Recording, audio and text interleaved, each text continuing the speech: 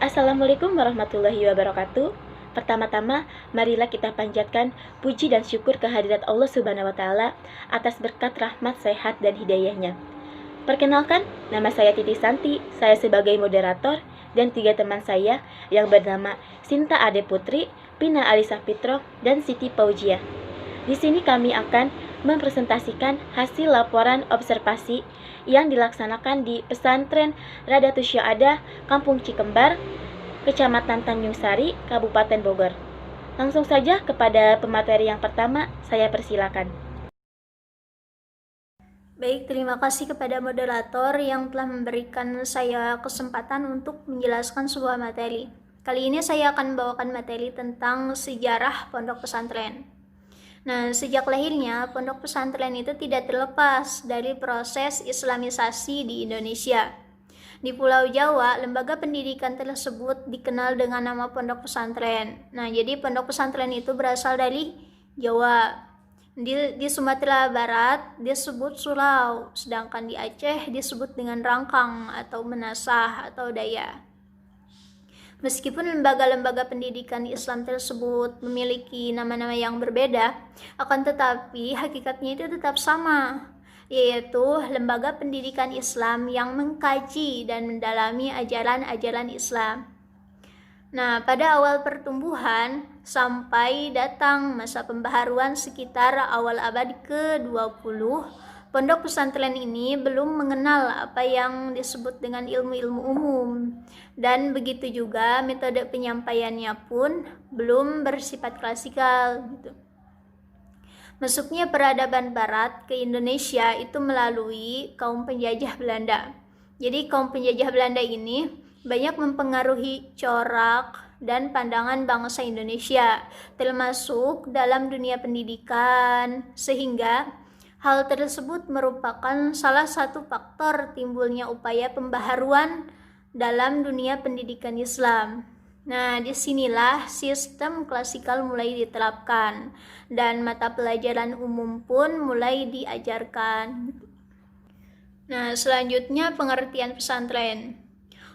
Pondok pesantren yaitu suatu lembaga pendidikan agama Islam yang tumbuh serta diakui oleh masyarakat sekitar, dengan tempat asrama atau kampus di mana santri-santri ini menerima pendidikan agama melalui tempat pengajian atau madrasah yang sepenuhnya berada di bawah pimpinan seseorang atau beberapa orang kiai yang memiliki ciri khas yang bersifat karismatik serta independen dalam segala hal.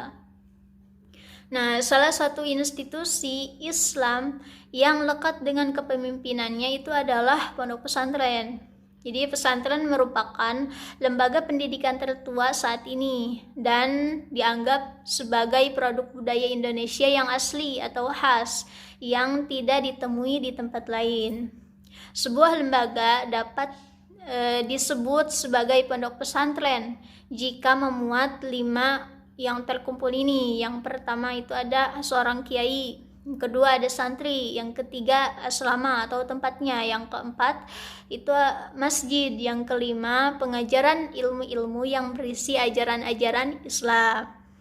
Selain mengkaji ilmu-ilmu agama, peran penting pesantren adalah fungsinya yang sangat intensif dalam membentuk akhlak yang mulia. Nah, peran kepemimpinan dalam dunia pondok pesantren itu sangat dibutuhkan dalam menjalankan semua aktivitas dalam kehidupannya para santri dan semua komponen yang ada di dalamnya.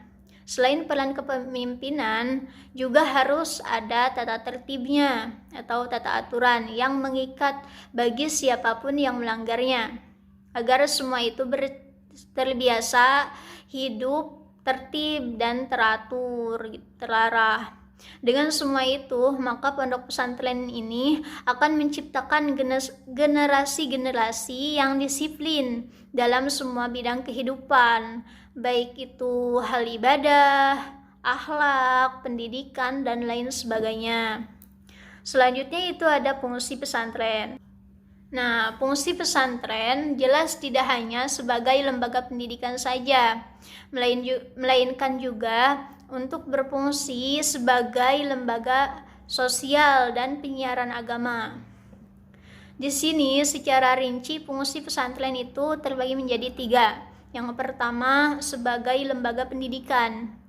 Untuk mewujudkan hal tersebut, pesantren menyelenggarakan pendidikan formal seperti madrasah, sekolah umum, perguruan tinggi, dan pendidikan formal yang secara khusus mengajarkan agama yang sangat kuat dipengaruhi oleh pikiran ulama-ulama fikih, hadis, tafsir, tauhid, tasawuf, dan lain sebagainya. Yang kedua itu sebagai lembaga sosial. Sebagai lembaga sosial, pesantren menampung anak dari segala lapisan masyarakat muslim tanpa membeda-bedakan tingkat sosial ekonomi orang tuanya.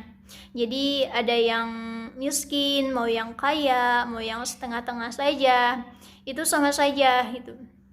Biaya hidup di pesantren itu relatif lebih mudah daripada di luar pesantren. Sebab biasanya para santri ini mencukupi kebutuhan hidup sehari-hari dengan jalan patungan atau masak bersama gitu. Bahkan ada yang diantara mereka itu yang gratis gitu, terutama bagi anak-anak yang kurang mampu atau anak yatim piatu. Nah, yang terakhir itu sebagai lembaga pendidikan, lembaga penyiaran agama atau sebagai lembaga dakwah. Nah, sebagaimana kita ketahui bahwa semenjak berdirinya pesantren adalah merupakan pusat penyebaran agama Islam, baik itu dalam masalah akidah ataupun syariah di Indonesia. Fungsi pesantren sebagai penyiaran agama atau lembaga dakwah terlihat dari elemen pokok pesantren itu sendiri, yakni masjid pesantren misalnya, yang dalam operasionalnya juga berfungsi sebagai masjid umum, yaitu sebagai tempat belajar agama dan ibadah masyarakat umum gitu. Masjid pesantren sering dipakai untuk menyelenggarakan majelis taklim, seperti majelis taklim ibu-ibu gitu, atau pengajian dan diskusi-diskusi keagamaan dan lain sebagainya oleh masyarakat umum. Cukup sekian, saya kembalikan kepada moderator. Terima kasih. Baik, terima kasih kepada pemateri pertama. Saya lanjutkan kepada pemateri kedua, saya persilakan. Baik, saya Pinasya Fitro. Di sini saya akan menjelaskan tujuan pesantren. Menurut UU Pesantren nomor 18 tahun 2019, pada pasal 3, pesantren diselenggarakan dengan tujuan 1. Membentuk individu yang unggul dari berbagai bidang yang memahami dan mengamalkan nilai ajaran agamanya dan atau menjadi ahli ilmu agama yang beriman, bertakwa, berakhlak mulia, berilmu, mandiri, tolong menolong, seimbang dan moderat. Yang kedua, membentuk pemahaman agama dan keberagaman yang moderat dan cinta tanah air serta membentuk perilaku yang mendorong terciptanya kerukunan hidup beragama. Dan yang ketiga, meningkatkan kualitas hidup masyarakat yang berdaya dalam memenuhi kebutuhan pendidikan warga negara dan kesejahteraan sosial masyarakat. Selanjutnya, saya akan menjelaskan kurikulum pesantren. Menurut UU 18/2019 tentang pesantren, pasal 18 yaitu yang ke-1, kurikulum pendidikan adalah terdiri atas kurikulum pesantren dan kurikulum pendidikan umum. Yang kedua, kurikulum sebagaimana dimaksud pada ayat 1 dikembangkan oleh pesantren dengan berbasis kitab kuning atau madrasah Islamiyah dengan pola pendidikan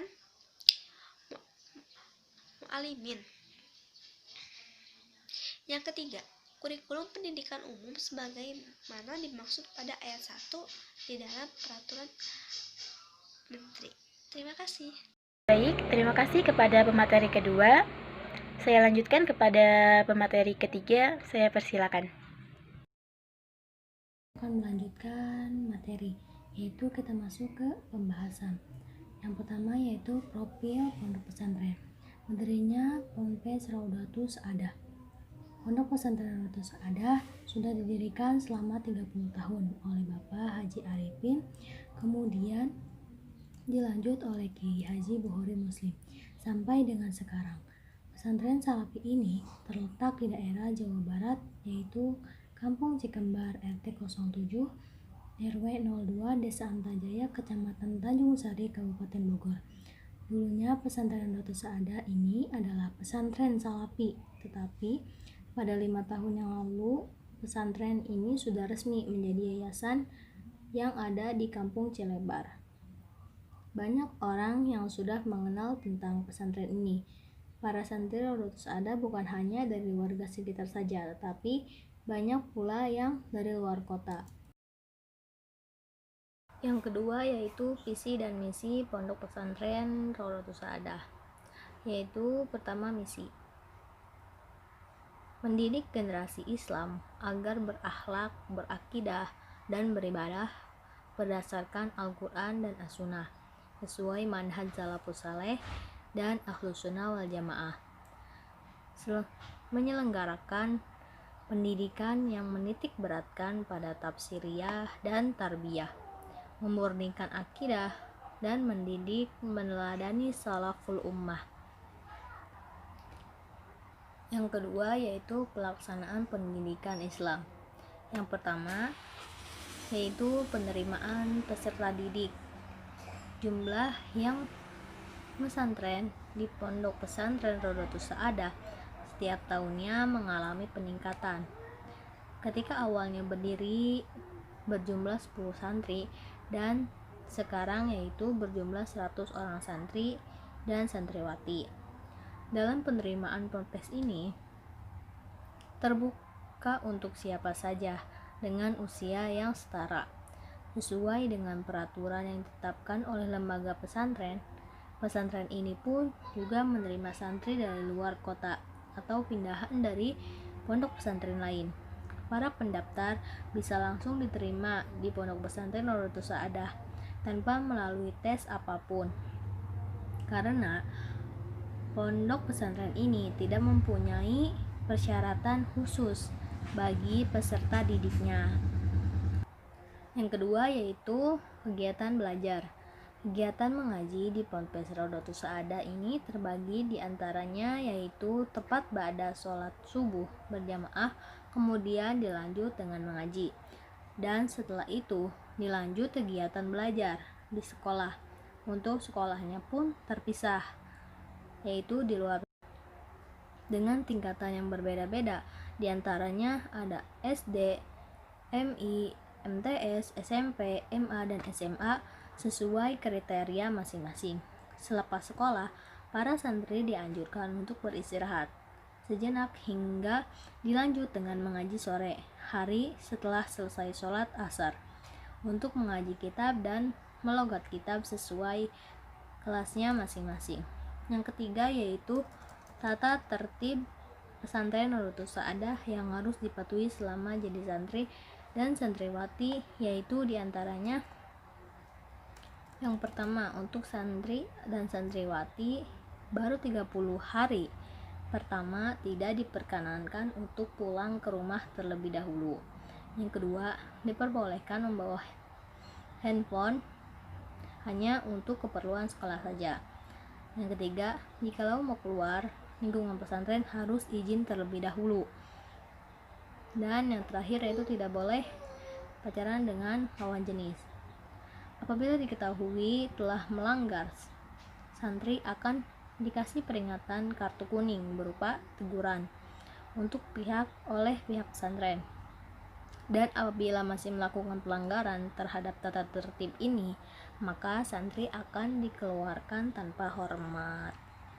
Terima kasih. Baik, terima kasih kepada pemateri ketiga. Saya lanjutkan kepada pemateri keempat yang akan disampaikan oleh saya sendiri.